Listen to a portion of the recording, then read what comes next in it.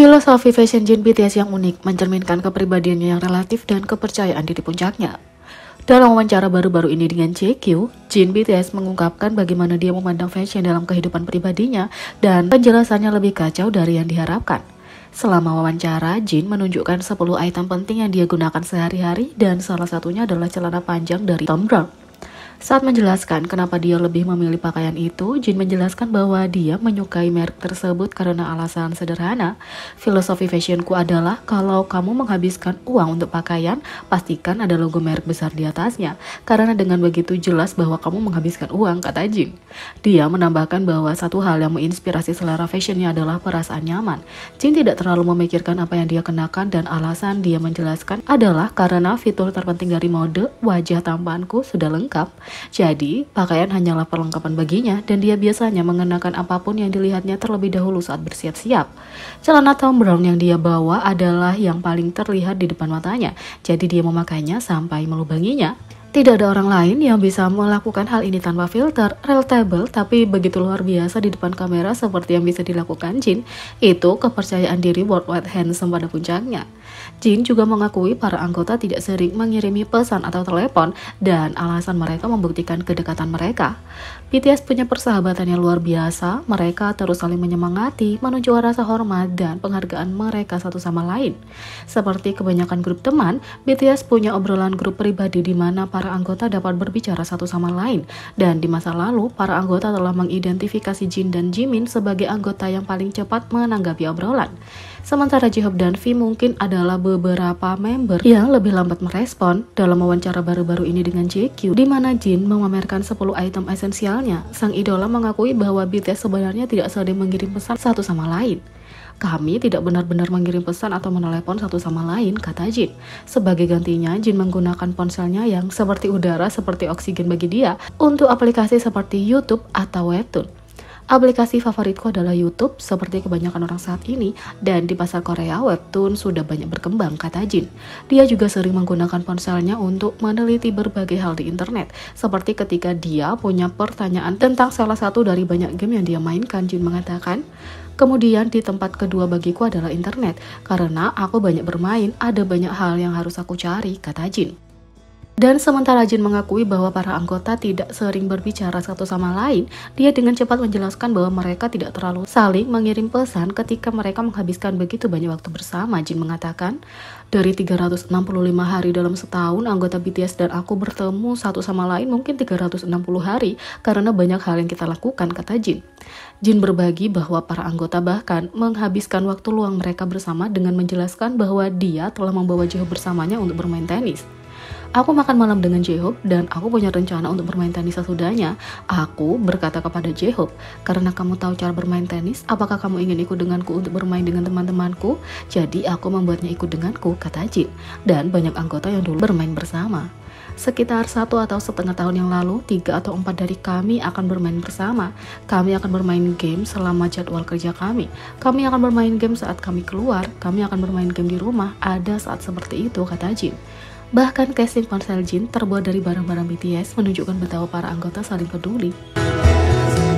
Tak hanya itu, Jin ternyata pernah men-spoiler adegan dari MV The Astronaut menjelang rilisnya. Pada hari Jumat 28 Oktober, Jin merilis single solonya yang diantisipasi The Astronaut yang ditulis bersama oleh Coldplay, bersama dengan musik videonya yang mengikutinya sebagai makhluk luar angkasa yang mendarat di bumi. Sementara ARMY sudah lama menduga bahwa Jin syuting MV di Los Angeles, mereka sepenuhnya benar. Jin sendiri men-spoilernya atau setidaknya satu adegan tertentu sebelum dirilis. Selama video musik, ada adegan Jin agresif berlari dalam setelan jas. Ini adalah momen yang muncul langsung dari sebuah film. Beberapa ARMY menunjukkan bahwa mereka tidak ingat pernah melihat Jin berlari sebelumnya. Jin telah mengisyaratkan adegan ini selama penampilan tamunya di acara YouTube Leongji, My Alcohol Diary, juga dikenal sebagai No Prepare atau Nothing Much Prepare. Dia mengungkapkan selama waktunya di acara itu bahwa dia mengalami sakit dan nyeri karena dia telah berlari 10 menit beberapa hari sebelumnya. Pada saat itu, ARMY penasaran kenapa Jin berlari, dan beberapa bahkan mengira dia berbohong untuk menutupi sesuatu. Dari yang kita tahu, dia biasanya tidak berolahraga dengan jogging atau semacamnya. Sekarang setelah melihat MV untuk The Astronaut, kita tahu dia pasti sedang syuting adegan lari. Semuanya masuk akal sekarang.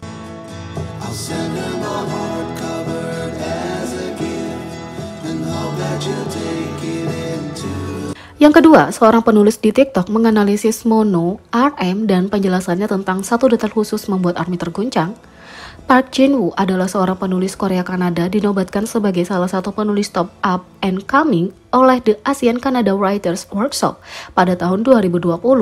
Karya fisiknya Oxford Soju Club memenangkan Jim Wong Choo Emerging 2020 penghargaan penulis. Tetapi beberapa ARMY mengenalnya lebih baik karena analisisnya yang mendatang tentang karya-karya BTS di akun TikToknya. Klip baru-baru ini tentang dia yang menganalisis mixtape Mono RM menjadi viral di Twitter karena detail tak terduga yang dia tangkap di salah satu lagu. Park menjelaskan bahwa Mono adalah karya yang sangat autobiografi dan buktinya terletak pada lagu pertama dari mixtape. Lagu tersebut diberi nama Tokyo dan baris pertama berbunyi, "Bangun di Tokyo, rasakan seperti batang tubuh, aku tahu sudah waktunya untuk pergi." Dalam 4 tahun terakhir, para penggemar telah memunculkan banyak interpretasi untuk baris ini, tapi kebanyakan dari mereka berfokus pada arti dari frasa "feel like a torso". Park bagaimanapun menjelaskan bahwa beberapa kata pertama "bangun di Tokyo" lebih penting di sini. "Wake up, open your eyes" adalah judul tur pertama BTS di Jepang pada tahun 2015. Di satu sisi, disinilah semuanya dimulai. Kembali pada tahun 2015, ketika tur Jepang terjadi, mereka tidak terlalu terkenal. Mereka cukup baru, mereka bisa dengan mudah bubar, gagal, seperti banyak lainnya, dan itulah hal yang penting di album ini. Bahkan lebih dari karya-karyanya yang lain, ini sangat pribadi, kurasa, kata Park Jin-woo. Dia lebih lanjut membahas bagaimana setiap lagu mixtape adalah cerminan jujur dari emosi dan perasaan yang dialami RM dalam hidupnya sendiri, dan oleh karena itu unik untuk dirinya sendiri. Dia berbicara tentang hubungan yang kompleks dengan miliknya sendiri di Seoul. Dia berbicara tentang perjuangan batinnya di Agot, kelelahan dan keinginannya untuk hanya beristirahat di Forever Rain. Penjelasan Tokyo secara khusus membuat banyak ARMY terkesan tidak pernah menganggap bahwa baris pertama bisa menjadi referensi langsung daripada instrumen puitis. Park melanjutkan untuk membahas bagaimana RM sering dikenal karena liriknya yang jenius, tapi menurutnya kejujuran dan kerentanan yang berani ia tunjukkan dalam karyanya membuatnya menjadi seniman yang tak tertandingi. Dia menempatkan dirinya, rasa sakitnya, kehilangannya, perjuangannya semua ke dalam musiknya, dan tidak masuk akal untuk mencoba membandingkannya dengan orang lain, tutupnya. Jadi bagaimana menurut kalian tentang ini? Beri komentar di bawah, klik subscribe, like, share, dan klik lonceng. Sekian video kali ini, sampai jumpa lagi.